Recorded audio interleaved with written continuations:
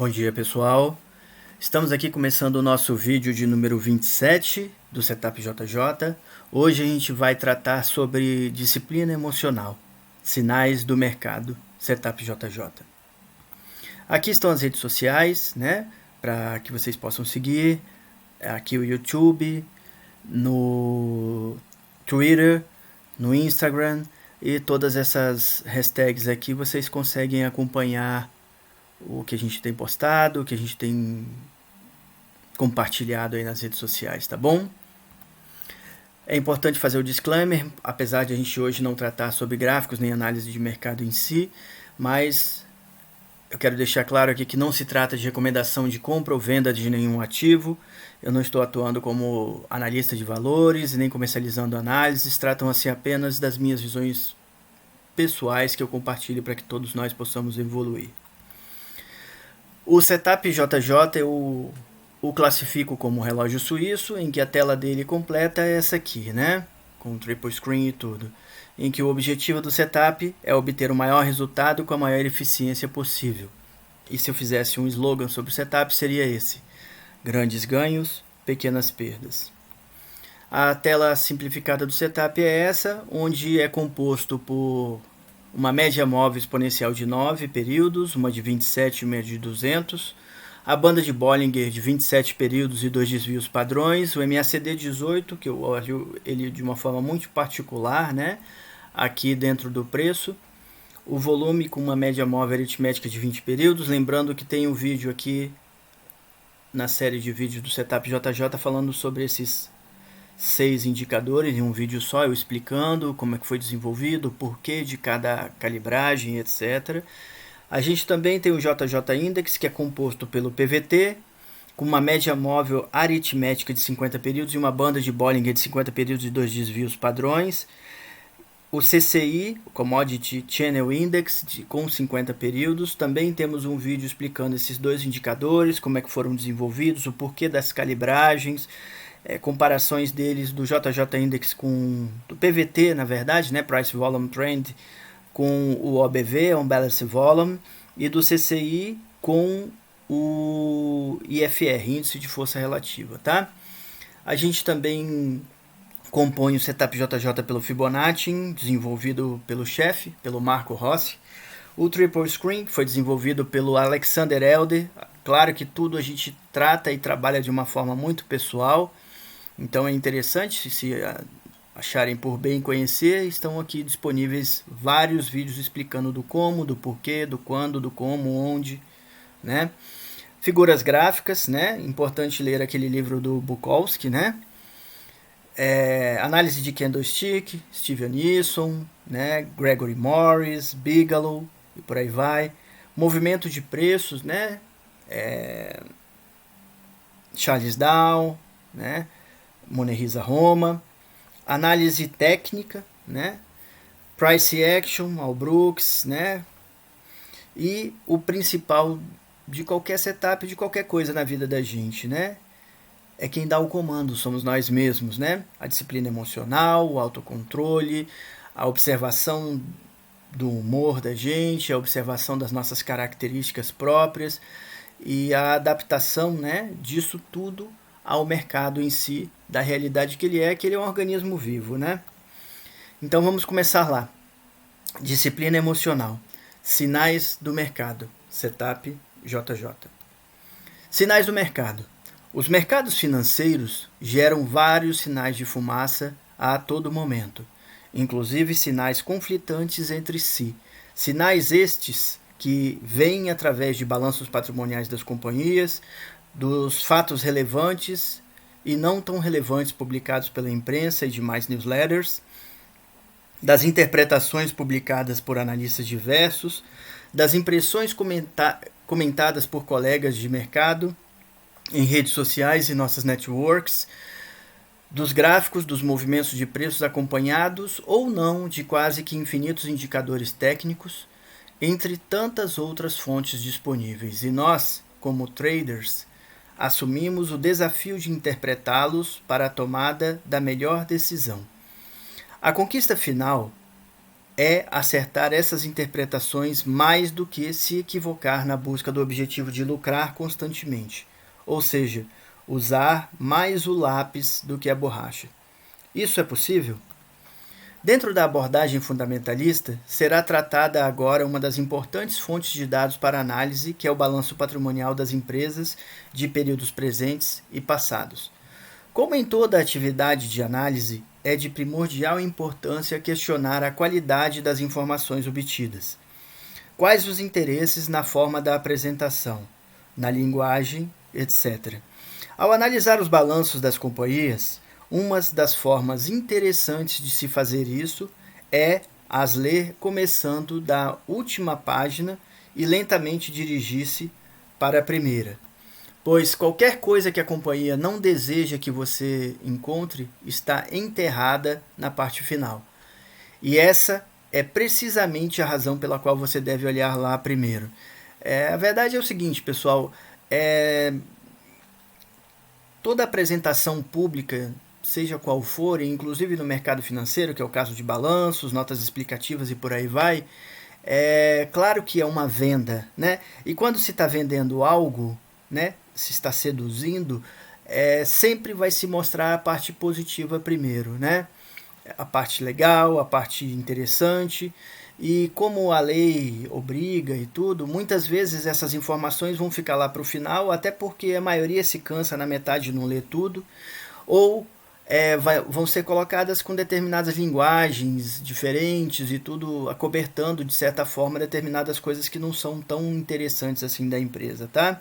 Por isso essa curiosa e interessante forma de, às vezes, ler notas explicativas e tudo, começando do final para o começo, que você vai pegar a parte ali que talvez a empresa está tentando esconder e, por lei, ela é obrigada, né? Lei, por conta de governança corporativa, ela é obrigada a informar.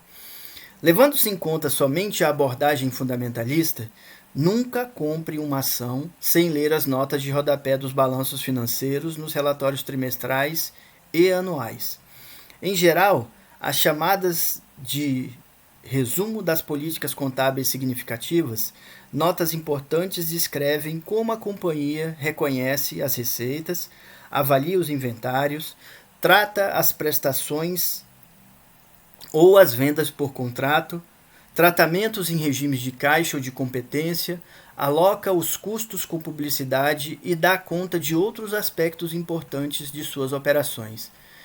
Em outras notas de rodapé, procure por revelações sobre dívidas, opções sobre ações, inclusive e talvez principalmente sobre opções de bônus da diretoria e executivos da companhia, empréstimos a clientes, tratamentos de estoques, fatos corriqueiros sendo tratados como especiais e tirados convenientemente dos resultados com o objetivo de manipulação, reservas contra prejuízos e outros fatores de risco que podem abocanhar uma porção grande dos lucros declarados e também lucros distribuídos.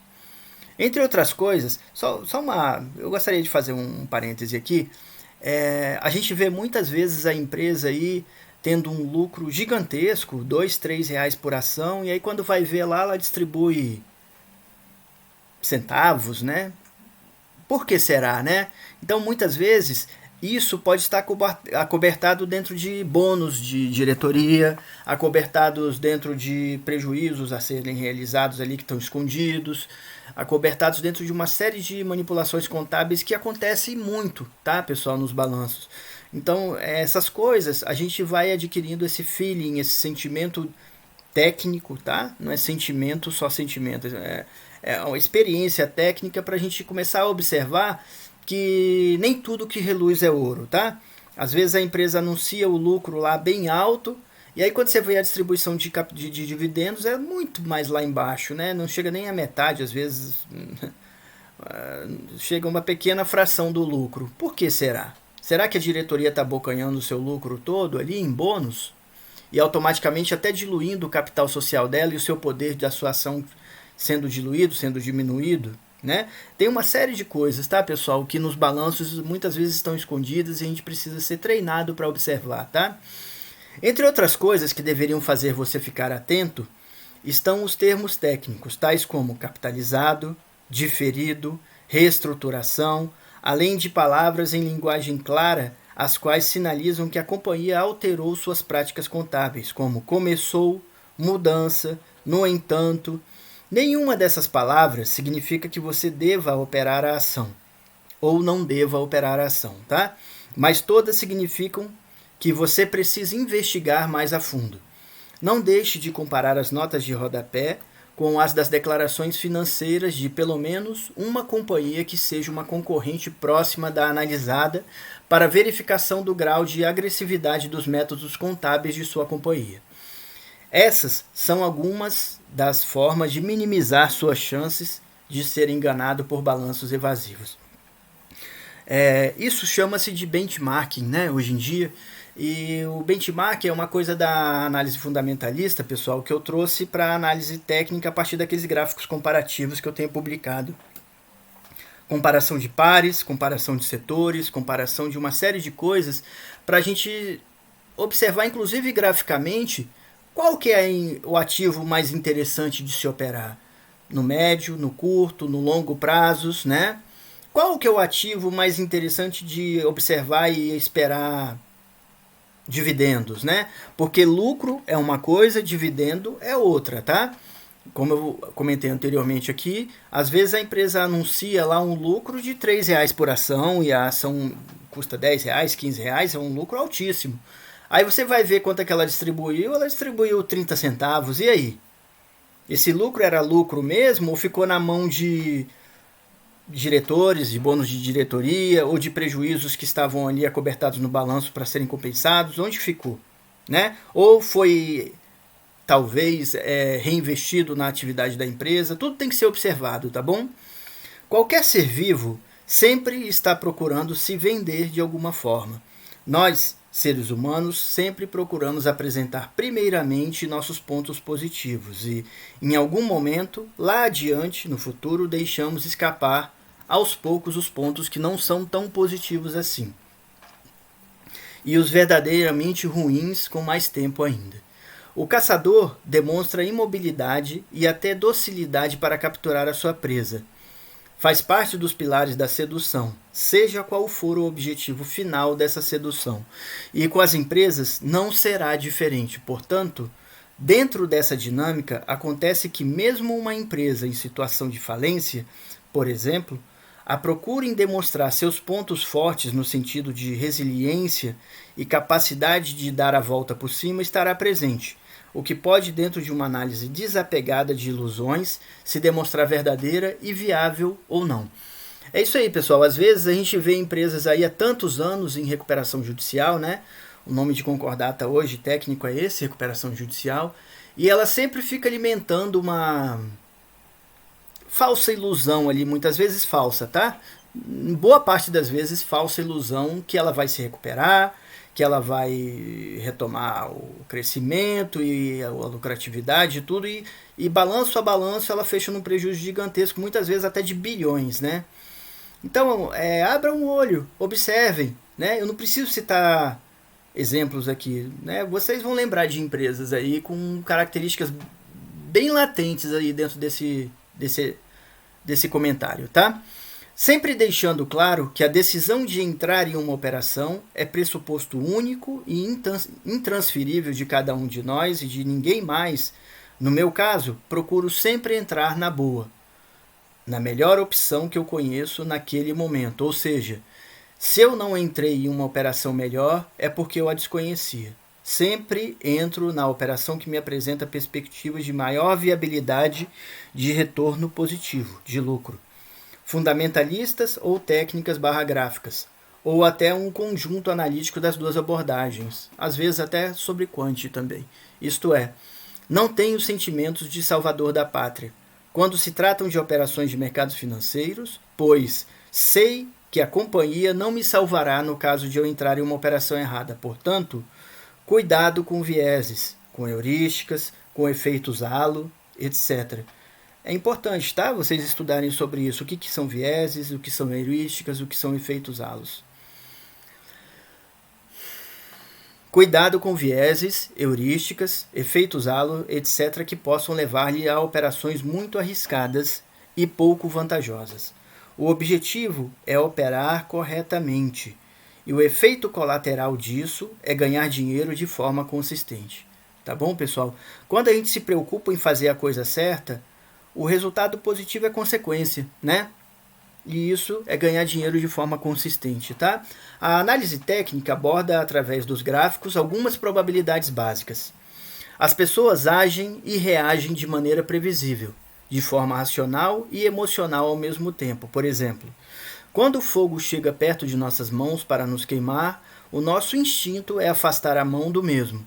Esse raciocínio é válido também no mercado e, levando-se em conta que o mercado abrange um número bem maior de pessoas, as probabilidades se tornam cada vez maiores, pois é regra básica da probabilidade de que quanto maior o número de indivíduos observados, ou seja, quanto maior o número de amostragem, maior é a segurança dos resultados estatísticos. Mercados são efeitos reais das expressões primárias de valor público. Operadores imperfeitos, não setups perfeitos, determinam o valor dos ativos. Algumas leis gerais funcionam como pilares sobre os quais a análise técnica é fundamentada. A ação do mercado desconta tudo. Charles Dow. O analista técnico, em tese, acredita que tudo se encontra na formação do preço. As diversas variáveis fundamentais, políticas, psicológicas ou de qualquer outra ordem estão, na realidade, refletidas nos preços do mercado. Consequentemente, o estudo da ação de preços é tudo o que é necessário na abordagem do grafista, ou seja, do analista técnico. O jogo não muda, e tampouco a natureza humana. Jesse Lauriston Livermore. A história se repete. Os preços também refletem variáveis psicológicas inatas ao ser humano. Se formos estudar um pouco de psicologia social, veremos que os padrões de comportamento do ser humano tendem a se modificar de forma muito sutil, ou mesmo a permanecerem estáticos no tempo. Considero uma das ferramentas indispensáveis para o estudo de padrões gráficos o livro de Thomas Bukowski, Encyclopedia of Chart Patterns, Enciclopédia de Padrões Gráficos, tá? Esse livro é importantíssimo, eu citei ele curiosamente agora no começo do vídeo, e é um estudo e um banco de dados de muito valor, tá bom, pessoal? Que ajuda muito na nossa análise diária aí. Como esses padrões funcionaram bem no passado, é considerado razoável que deverão continuar repetindo no futuro. Porém, devemos lembrar que não existe nenhuma garantia 100% segura quanto a isso. Portanto, a aplicação dos limites de nosso gerenciamento de risco e de lucros é mais do que indispensável. Observarmos que, por meio do estudo do movimento de preços da ação do mercado, podemos ter até insights sobre o que será publicado na manchete dos jornais e revistas no dia seguinte, ou até mesmo nas semanas seguintes. Uma explicação para isso é que a ação do mercado tende a liderar os fundamentos conhecidos pelos investidores, que nada mais são do que o senso comum a respeito da situação econômica de um país ou da saúde financeira de uma determinada companhia. Para ser um bom operador de mercado, é necessário operar com os braços abertos, reconhecer as verdadeiras tendências e reversões, e não perder tempo e energia com arrependimentos e devaneios. Alexander Elder. Os preços se movimentam em tendência. O objetivo de representar a ação dos preços em um gráfico é identificar tendências futuras de preços nos estágios primários de desenvolvimento e tentar tirar proveito do movimento dessas tendências para a obtenção de lucros. Assim, uma tendência em vigência tem uma probabilidade maior de permanecer em vigência do que reverter, sendo que esse raciocínio é uma adaptação da primeira lei de Newton, Isaac Newton, a lei da inércia. 80% das tentativas de reversão falham. All Brooks, Price Action, Trends. Pode-se avaliar a inteligência de uma pessoa pela quantidade de incertezas que ela pode suportar. Immanuel Kant. O que mais encontramos na vida e nos mercados é a incerteza. E esse aspecto nos demanda a responsabilidade de escolher. E mais do que isso, escolher bem. Output. É necessário manter o senso crítico quanto aos sinais a que se está analisando, e também senso autocrítico de como interpretamos as informações, os inputs. O mercado financeiro não é um espaço para sonhadores. Algo altamente provável é bem maior do que um mero sonho. Quando se quer acreditar em algo, esse algo pode se tornar falsamente verdadeiro por conta de várias armadilhas psicológicas. Porém, querer que algo seja válido não o torna automaticamente válido. Um dos provérbios inesquecíveis para mim de Wall Street diz: toda má ideia começa com uma boa ideia. Voltando ao início desse texto, a conquista final é acertar essas interpretações mais do que se equivocar na busca do objetivo de lucrar consistentemente, ou seja, usar mais o lápis do que a borracha. Isso é possível? Claro que sim. Principalmente para quem está começando agora, não se iluda que isso acontecerá da noite para o dia. Há um caminho que para alguns será menos longo e para outros mais extenso. Porém, na grande maioria, os atalhos só os levarão como nos jogos de tabuleiro quando se perde. Voltar 2 ou 3 casas já passadas, talvez até sair do jogo. Mas com perseverança, disciplina, cuidado, foco, inteligência e por aí vai, você vai se tornar um sucesso instantâneo que demorou um razoável tempo para ser forjado. Com certeza, você chegará lá. Muito sucesso, tá bom, pessoal? Eu acredito no sucesso de todos vocês e no meu próprio, tá? André Araújo, 29 de outubro de 2017. É isso aí, pessoal. Hoje é esse texto que eu trago para vocês, tá? Se o seu coração continua te mandando ir em frente, não desista. O universo conspira a favor das pessoas que seguem lutando. Guilherme Benchimol. Guilherme Benchimol é um cara que tem uma história muito interessante, muito legal. Ele é o proprietário da maior corretora de valores brasileira. Continua sendo um cara muito lutador e que vale a pena conhecer a história dele e a trajetória profissional, né? E tudo que ele conquistou a partir dessa coisa de ser um lutador, tá? Da vida. Se você quer fazer uma mudança permanente, pare de se focar no tamanho de seus problemas e comece a focar no seu tamanho. T. Harv Eker, Os Segredos da Mente Milionária. É isso aí, pessoal. A gente só vai para onde a gente está olhando, né? Muitas vezes a pessoa fica olhando muito para o problema e esquece de olhar para si próprio, para as soluções dos problemas e por aí vai. A vida é uma doce canção, então comece a música. Ronald Reagan. É isso aí, pessoal. Nem sempre a gente tem que ser sério e sisudo em tudo, né? Muitas vezes a gente precisa também relaxar, tá? Então procurem se relaxar também, procurem equilibrar as coisas, né? Equilibre o eu quero, o eu posso e o eu devo. Mikhail Litvak, psiquiatra. É curioso porque eu falei sobre equilíbrio na passada e é isso aí. Muito equilíbrio, por favor, né? A gente não pode ter autoconfiança em excesso, mas também não podemos ter medo em excesso. Devemos ter equilíbrio, tá? Os grandes não se entregam facilmente. Também por isso é que eles são grandes. André Araújo. É isso aí, pessoal. Vamos cultivar nossas raízes, tá? Mais uma vez. Boas raízes nos levam ao sucesso, tá? Muito obrigado a todos. Espero mais uma vez ter trazido algo de bom para vocês, algo engrandecedor, algo transformador para melhor da vida, né? Como tem transformado a minha vida também para melhor em preparar esses vídeos, em refletir, em me tornar melhor a cada dia, tá bom? Muito obrigado, pessoal. Água fura pedra. Os